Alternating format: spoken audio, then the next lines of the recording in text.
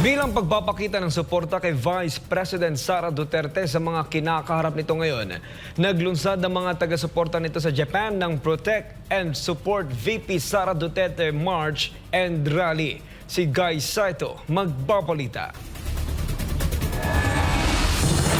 Sa ikatlong pagkakataon muling nagkaisa ang mga taga-suporta ni VP Sara Duterte dito sa Japan sa ginawang Protect and Support VP Sara Duterte March and Rally. Hindi alintana ng mga taga-suporta ng PDP laban at ng mga Duterte ang malamig na panahon dito sa Japan para ipakita ang kanilang malakas at napakainit na suporta sa mga ito sa naganap na March and Rally.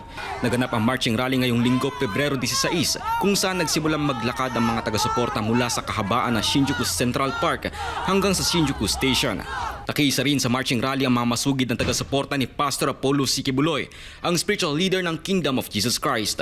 Ang inisyatibo na ito ay sa pangunguna ng Republic Defenders for Peace and Unity, kasama ng mga Filipino community mula sa iba't ibang parte ng Japan, matapos bawasan ang security details ng Vice Presidente. Ito na ikatlong pagkakataon na muli nagsama-sama sa rally ang mga taga-suporta ng Vice Presidente.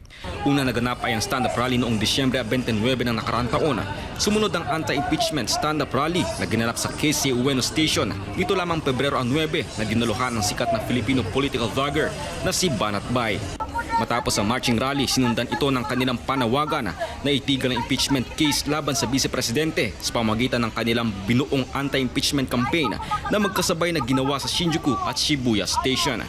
Inanunsyo ng mga taga-suporta ang kanilang tiyak at siguradong ipapanalo ngayong darating na midterm elections kung saan nangunguna sa kanilang listahan na susuporta ang kandidato ng Republic Defenders for Peace and Unity ay si Pastor Apollo C. Quiboloy.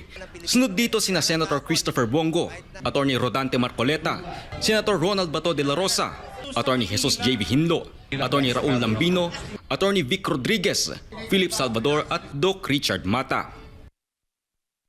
Para sa Diyos at sa Pilipinas kong mahal, mula dito sa Tokyo, Japan, ako si Guy Saito, ang inyong Global Citizen Correspondent, SMNI News.